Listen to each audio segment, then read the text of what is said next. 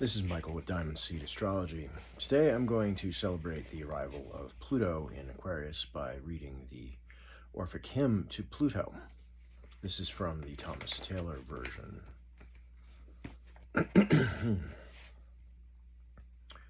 To Pluto. Pluto magnanimous, whose realms profound are fixed beneath a firm and solid ground. In the Tartarian plains remote from fight, and wrapped forever in the depths of night. Terrestrial Jove, thy sacred ear incline, and pleased accept thy mystic's hymn divine. Earth's keys to thee, illustrious king, belong, its sacred gates, secret gates, unlocking deep and strong. 'Tis thine abundant annual fruits to bear, for needy mortals are thy constant care. To thee, great king, Avernus is assigned, the seat of gods, the basis of mankind. Thy throne is fixed in Hades' dismal plains, distant, unknown to rest, where darkness reigns, where, destitute of breath, pale spectres dwell, in endless dire inexorable hell. And in dread Acheron, whose depths obscure Earth's stable roots eternally secure. O mighty Daimon, whose decision dread the future fate determines of the dead. With captive Proserpine through grassy plains, drawn in a four-yoked car with loosened reins. Wrapped o'er the deep, impelled by love, you flew. To Eleusin's city rose to view. There in a wondrous cave, obscure and deep, the sacred maid secure from search you keep. The cave of Athos, whose wide gates display an entrance to the kingdoms void of day. Of unapparent works, thou art alone, the dense dispensator, visible and unknown, invisible and known. O power all-ruling, holy, honored light, thee sacred poets and their hymns delight, propitious to thy mystics' works incline, rejoicing come, for holy rites are thine. Okay, so this is Pluto from the eyes of the Orphics. This is terrestrial Jove. We need to look at Pluto as being another aspect of Zeus, of the sky god. This is the sky god in his chthonic form. He is the same archetype, but he is in a earthly form. This is the archetype who anchors humanity. It's distant, unknown to rest, where darkness reigns, where destitute of breath pale spectres dwell in endless dire inexorable hell. And this talks about the depths obscure, Earth's stable roots, and this is the individual who, this archetype, this god, passes judgment on the dead. So now we're going to bring this into context. So Pluto is our chthonic god, the god who is in the underworld, who is responsible for the dead. This is also the god who tricks Persephone in a way by feeding her a pomegranate in the underworld, of which she eats 6 seeds. And for having eaten these 6 seeds, she is condemned to spend 6 months of the year in the underworld, and the other 6 months she spends in the upper world with her mother. Now, Persephone, we need to understand, of course, Persephone in order to understand Pluto and what his significance really is. This is the god of abduction, as God takes us through initiation. And we can't overestimate the importance of this, because this is a metaphor. This is telling us about the mystery rites. This is telling us about how the importance of bringing us through this mystery rite, which was a drug-induced death. It would bring people into a state where they felt like they were dying, where they were their body would seem to be failing, potentially becoming comatose or going into a state of extreme torpor, where you lose control of your body. There's a lot of warnings about this in ancient literature. This is the Eucharist is a version of this drug cocktail that would be taken and could result, if it was not done properly with the proper guidance, could result in death or something permanently debilitating. So when we talk about Pluto, we've got to understand that this is one of the metaphors here for this underworld. And it's also important to know this is that all prophecy in ancient times was a result of these drug cocktails and their administration through ritual, such as the Eleusinian Mysteries, which is something that our Orphic hymns just referenced. So Pluto is in astrology. We've got a planet that has been upon which we've hung the name Pluto.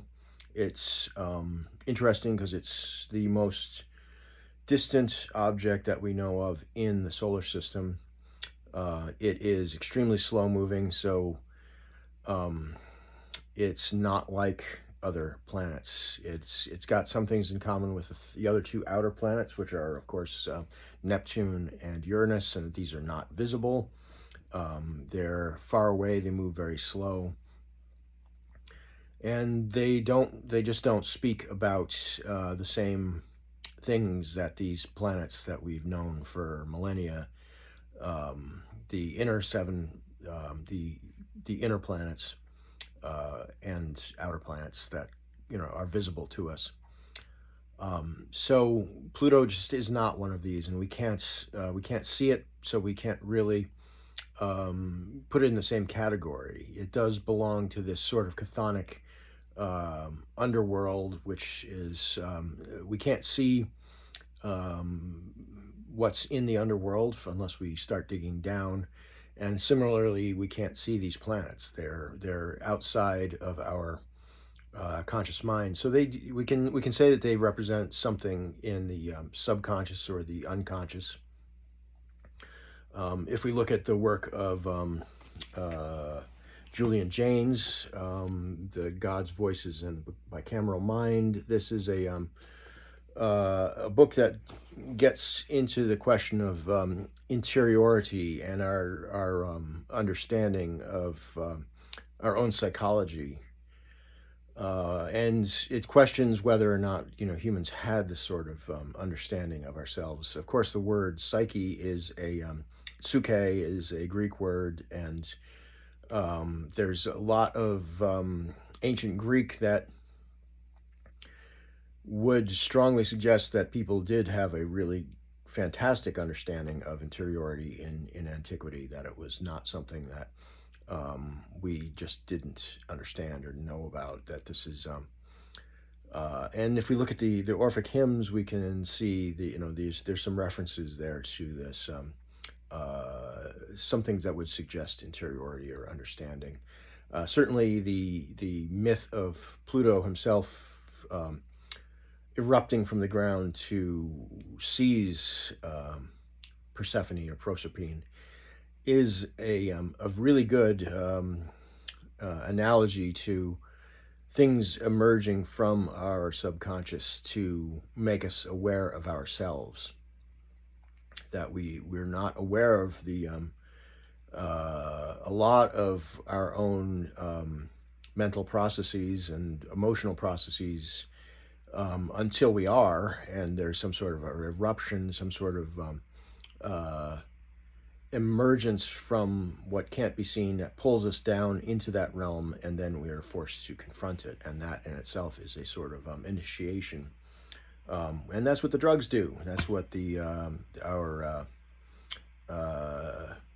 Kaikion and other drugs would bring people into that state where they were no longer afraid of death. So that's another extremely important part of this historically. So if we want to understand Pluto, and if we use this sort of analogy and metaphor for our Pluto, our planet, and I'm okay with that. I am kind of really interested in the metaphors and the logic that we use in order to hang a name on a planet in the first place. Like all of the visible planets are named what they are because they have a certain color, they have a certain retrograde pattern, they do the things that they do, and those are forces of nature. They're correlated to things that are in our psychology as well as outwards in the natural world. And that's where we get the these hermetic ideas of as above, so below, which also the Hermeticism, in my opinion, is plenty of proof that people were entirely aware of our own interiority, and that there was some sort of process by which we were getting information from sources that may or may not be us, that may or may not be that are clearly out of our control. And the drugs themselves are the gift of the goddess. They are the body of the goddess, consumed in order to experience the goddess, and therefore make the goddess real. It's our consciousness of the goddess that brings her into divinity. When we are unconscious of her, she could be thought of as just atoms bumping into one another, just some sort of material that it does not have a sacred aspect to it. It's our consciousness and our love of it, and our awareness of her love of us in the traditional religious sense, and not in an Abrahamic sense, because she doesn't exist in the Abrahamic sense. So again, our Pluto moving into Aquarius, we need to look at what is Aquarius. What is this territory? And just as I think Pluto has kind of veered off into some other realms in astrological thought that are not really appropriate, such as his rulership of Scorpio, not really something we should be entertaining. We can say he has an affinity for it, perhaps, but that's just not going to work in astrology. So there's also problems with the way people have come to view Aquarius. Aquarius was assigned a rulership by Uranus, and that's also pretty problematic, because Uranus has an 84-year orbit, so it returns to the same place on the zodiac after 84 years. It is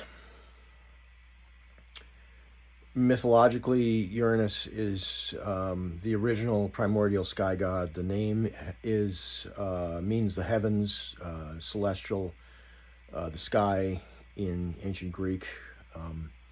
So this was the day god. This was the god of the daytime, and so he had a particular logic of his own, versus Gaia, who's the goddess of the earth, who is more associated with the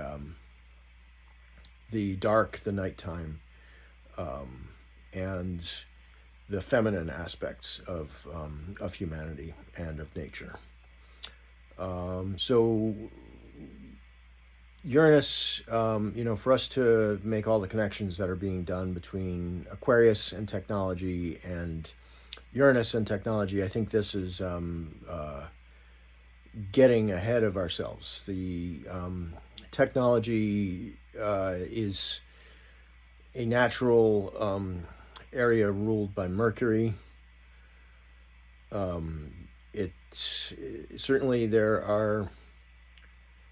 If we're going to talk about technology, we need to look at Mercury as well, and we could say that Uranus has this. It has an atmosphere which is extremely violent in terms of storms. It's got huge electrical storms. We could say that that's maybe something like some sort of like genius ideas coming out of a frosty cold place, which is our unconscious mind.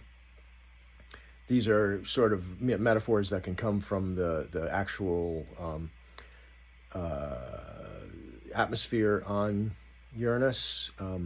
However, if we get into that, we're going to have some problems, because that's not how the other planets were defined.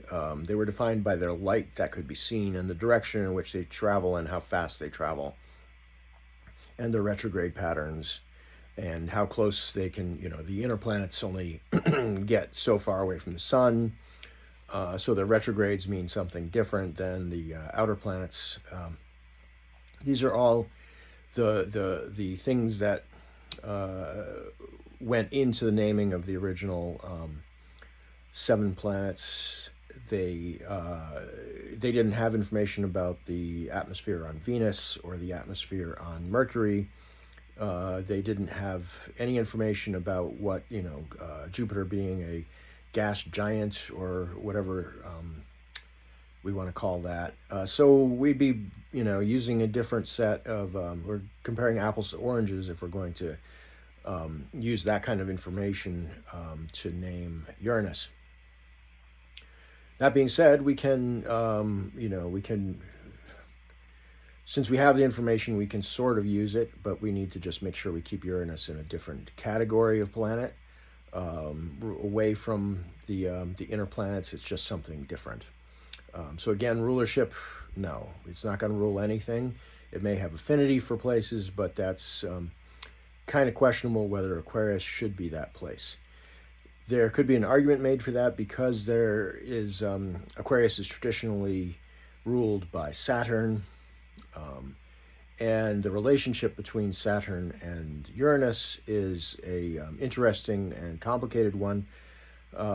Uranus was, as I said, the primordial sky god. He was usurped as the ruling sky god by the Titan Saturn, who castrated him at the behest of Gaia. So, as I've said before in these videos, the interesting things like castration that occur often in ancient mythology they're the source of metaphors. They're information that we may want to gloss over these things in order to have a family-friendly or modern, an acceptable modern set of ideas. And that's what modern people have done with ancient people's ideas, for the most part, is to gloss over the things that don't fit in with the things that we think are appropriate, that we think are meaningful, and we'll just get rid of everything that we don't understand or don't like. So on that topic, we have the actual meaning of the water bearer, which is Aquarius's archetype. So the water bearer is Ganymede, and Ganymede was a mythological character who was a consort of sorts to Zeus. This was a male, probably prepubescent boy who served as a the source of eternal life through his bodily fluids to Zeus. So there's sort of this vampiric relationship in that we see in Aquarius, which this is very interesting when we we get metaphors about Aquarius being rebellious, or Aquarius being something akin to like an Aries of the winter, which it isn't. It's not that.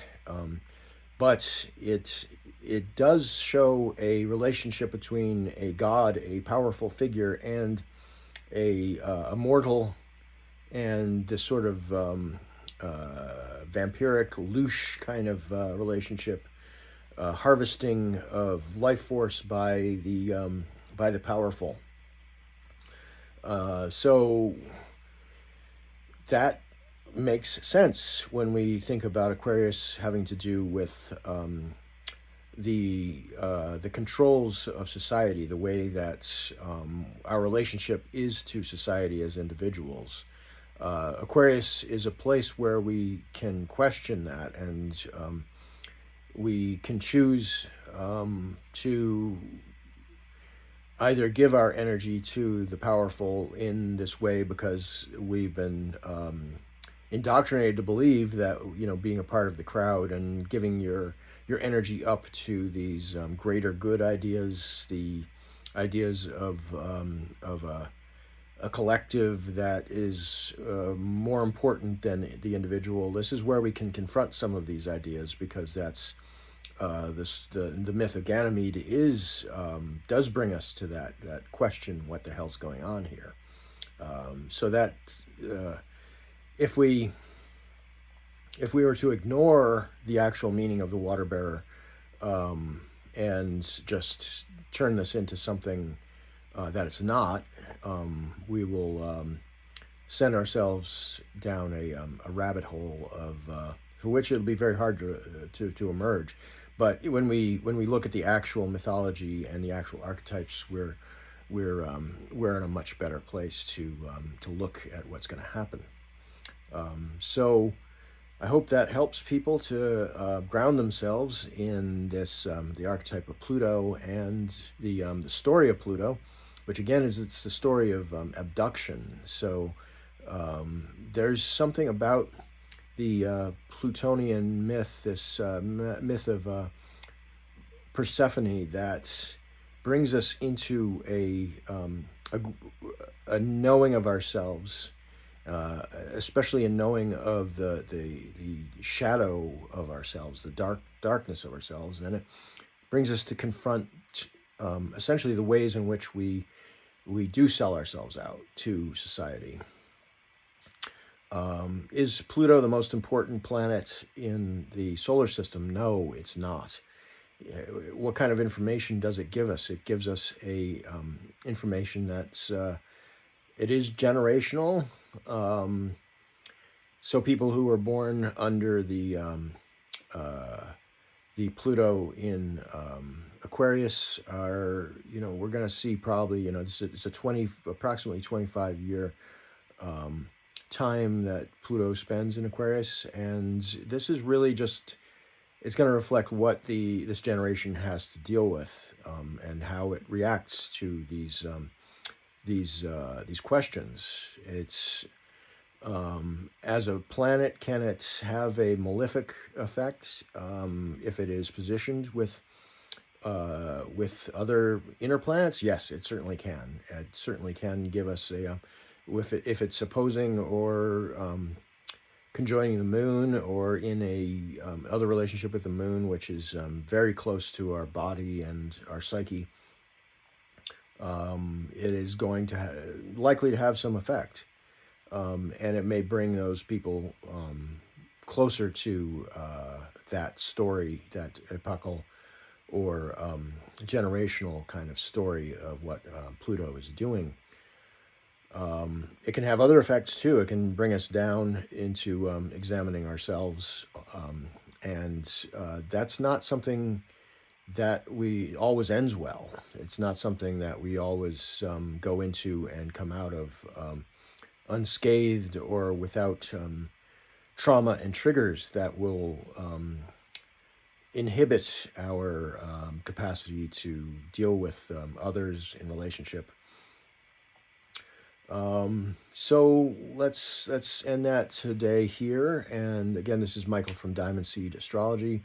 I've done a 8-part series on Persephone recently, which you can check out at my Substack and at my website, which is michaelmsuter.com. My Substack is at Diamond Seed Astrology, DAIMON Seed Astrology. All right, thanks. Have a great day.